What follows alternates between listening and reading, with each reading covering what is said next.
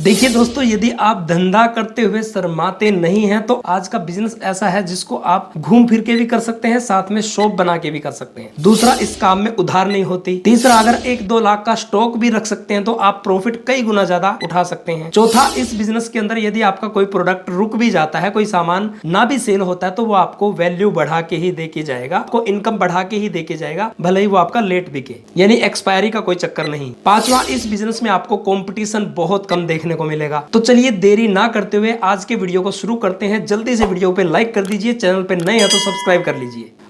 अब दोस्तों, वीडियो शुरू करने से पहले मैं आपको एक बात बोलना चाहूंगा कि यदि आप वीडियो में आ ही चुके हैं तो वीडियो को कंप्लीट देखना, पहले ही कैलकुलेशन मत निकालना, पहले ही अपना कोई आइडिया मत लगाना। वीडियो पूरा सुनने के बाद फिर आप दिमाग लगाना कि आपको करना है या नहीं। दोस्तों, आज का बिजनेस आइडिया है कबाड़े का बिजनेस। जी हाँ दोस्तों, जैसे मैंने स्टार्टिंग में ही बोला था कि यदि आप शर्म नहीं करते हैं तो आज का बिजनेस आइडिया आपको बहुत ज्यादा प्रॉफिट दे सकता है। ये बहुत ज्यादा प्रॉफिटेबल बिजनेस है, क्योंकि इस धंधे के अंदर लोग काम करते हुए शर्माते हैं और इसी चीज का आपको फायदा उठाना है। क्योंकि लोग सोचते हैं कि भाई कबाड़ी का बिजनेस मैं करूंगा यार, मेरा तो स्टेटस ये नहीं है, तो आपको इसी चीज का फायदा उठाना है। लोग नहीं करते हैं, इसलिए आपका फायदा है। आपको इसमें मार्जिन जो मैं बताऊंगा ना, बहुत ज्यादा मार्जिन होता है। किस तरीके से होता है, कैसे काम करना है, कितनी इन्वेस्टमेंट में कर सकते हैं, कहां से आप स्टार्ट कर सकते हैं, वो सब कुछ मैं बताने वाला हूं। तो दोस्तों, जैसा कि मैंने स्टार्टिंग में बताया था कि इसको आप कम पूंजी से स्टार्ट कर सकते हैं। जी हाँ दोस्तों, यदि आपके पास बाइक है तो आप बाइक से भी स्टार्ट कर सकते हैं, और यदि आप थोड़ा सा घूम फिर के करना चाहते हैं, फेरी लगा के करना चाहते हैं, तो आप एक 3 पहिए वाली, एक बाइक वाली जो रिक्शा होती है, उस टाइप से भी आप स्टार्ट कर सकते हैं, और वो आपके लगभग 50,000 रुपए के अंदर एक बड़े आराम से तैयार हो जाती है। बाकी आपको क्या चाहिए,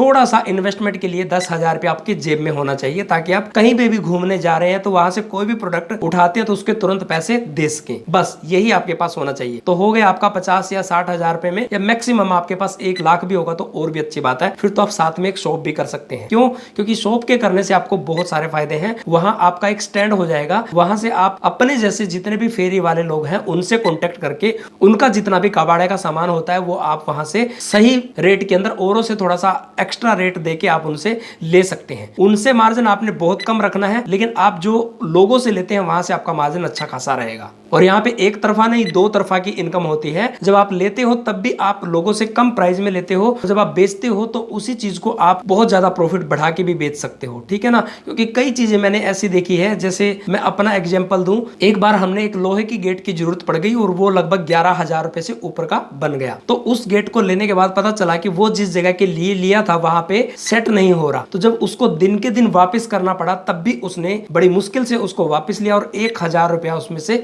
काट के लिया। तो आप आइडिया लगा सकते हैं कि कबाड़े के काम के अंदर, उसके बिजनेस के अंदर कितना ज्यादा प्रॉफिट है। वही चीज जो उसने ली, वापस लेने में भी उसने 1,000 रुपया काट लिया। जिससे खरीदा होगा तो उसने उसको तोल के भाव में खरीदा होगा, और बेचने के हिसाब से उसका रेट अलग होता है। फिर वो लोहे के प्राइस के हिसाब से, यानी कि नए से कुछ थोड़ा सा कम करके उसको बेचता है। और ऐसे हर धातु के अंदर होता है, जरूरी नहीं है कि लोहे के अंदर ही होता है, ऐसे प्लास्टिक के अंदर भी और बहुत सारी चीजों के अंदर भी ऐसी चीजें आ जाती हैं जो बहुत ज्यादा प्रॉफिटेबल है, जिसको कस्टमर मजबूरी में या किसी कारणवश उसको दे के चला गया। लेकिन आपको वो जब बेचते हैं तो आप उसको नए से कुछ कम, थोड़ा सा कम करके उसको दे सकते हैं, क्योंकि उसका कुछ बिगड़ा नहीं होता, बहुत अच्छा वो सामान होता है, उतना बिगड़ा या खराब हालत में नहीं होता। दूसरा, जैसे मैंने आपको बताया था कि यहाँ पे उधार नहीं है, तो आप आइडिया लगा सकते हैं, कबाड़े के बिजनेस के अंदर कोई भी उधार नहीं करता। जब आप कहीं से लेते हो तब भी उनको पैसे तुरंत देने पड़ते हैं, किसी को देते हो तो वो भी पैसे लेके ही खरीदने जाता है, कोई यहाँ पे उधार नहीं करता। तो ये सबसे बड़ा फायदा है, क्योंकि किसी भी काम को आप कर लीजिए, किसी भी बिजनेस को आप कर लीजिए, वहां पे आपको उधार बहुत ज्यादा करनी पड़ती है। नहीं करते हो तो भी आपको दिक्कत है, करते हो तो भी आपको दिक्कत है। तो यहाँ पे ये भी आपके लिए एक एडवांटेज है, फायदा है आपको। इसके अलावा तीसरा, मैंने जैसे बोला था कि स्टॉक आप रख सकते हैं 1-2 लाख का एक्स्ट्रा, तो उसमें आपका प्रॉफिट कई गुना कैसे होगा? वो इसलिए होगा, जो चीजें आपको लगती है कि ये चीजें अलग से भी आप बेच सकते हैं, यानी कि इनको ऐसे भी व्यक्ति लोग खरीदने आते हैं जिनको नई चीजें नहीं खरीदनी होती, लेकिन पुरानी चीजों को वो कबाड़े के अंदर देखते रहते हैं कि उसको थोड़ा सा कम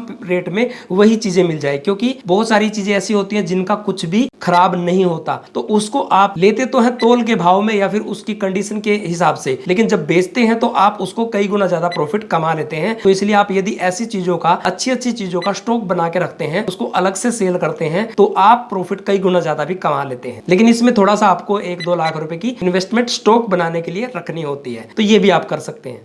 मैंने जैसे बोला था कि वैलिडिटी नहीं है, इस सामान के अंदर कोई वैलिडिटी नहीं होती। जिस सामान को आप जितने दिन तक मर्जी रख लो, वो आपको प्रॉफिट प्रॉफिट ही देके जाएगा, नुकसान नहीं देके जाएगा। मान लीजिए कोई चीज आज नहीं बिक रही, वो सीजन के हिसाब से बिक रही है, तो वो जिस टाइम पे भी बिकेगी उस टाइम के दाम के हिसाब से ही बिकेगी। और आने वाले समय में इन चीजों का भाव बढ़ता ही है, कभी भी कम नहीं होता, लेकिन ज्यादा ही होता है। चाहे वो कोई भी धातु है, किसी भी प्रकार का प्रोडक्ट, किसी भी प्रकार का सामान आपने परचेज किया हुआ है। चौथे नंबर पे जैसे मैंने बताया था कि कंपटीशन बिल्कुल नहीं है। कंपटीशन क्यों नहीं है? मैंने स्टार्टिंग में ही आपको बोल दिया था कि आज का बिजनेस आइडिया है वो ऐसा है, अगर आप शर्म नहीं करते हैं तो आप इसको कर सकते हैं और बहुत अच्छा प्रॉफिट कमा सकते हैं। क्योंकि यहाँ पे कंपटीशन इसलिए ही नहीं होता कि हर व्यक्ति इस काम को करना नहीं चाहता, बहुत कम लोग होते हैं, रेयर व्यक्ति ऐसे होते हैं जो इस काम को करना चाहते हैं, और इसी कारण से यहाँ पे कंपटीशन भी नहीं है। अब बात कर लेते हैं कि करना कैसे है और कैसे आप इसको बढ़ा सकते हैं। उसके लिए मैं आपको 2-3 पॉइंट देना चाहूंगा, जल्दी से आप नोट कर सकते हैं। पहला तो आप जैसे एक कोई भी गाड़ी, रिक्शा, मैंने कहा कि एक बाइक वाली रिक्शा आप बना सकते हैं। छोटे से अगर स्टार्ट करना है, अगर आप बड़े से स्टार्ट करना चाहते हैं, थोड़े ज्यादा पैसे लगा सकते हैं, तो कोई 4 व्हीलर जैसे छोटा हाथी, टाटा एस वगैरह होती है, उस टाइप का कोई लोडिंग वाला छोटी गाड़ी भी लेके स्टार्ट कर सकते हैं। वो आपकी मर्जी है। अगर कम बजट है तो ये तरीका बहुत अच्छा रहेगा। दूसरा, आप अपने गांव के अंदर शॉप करके या अपने आसपास के कस्बे में जहां पे भी आप शॉप करना चाहते हैं,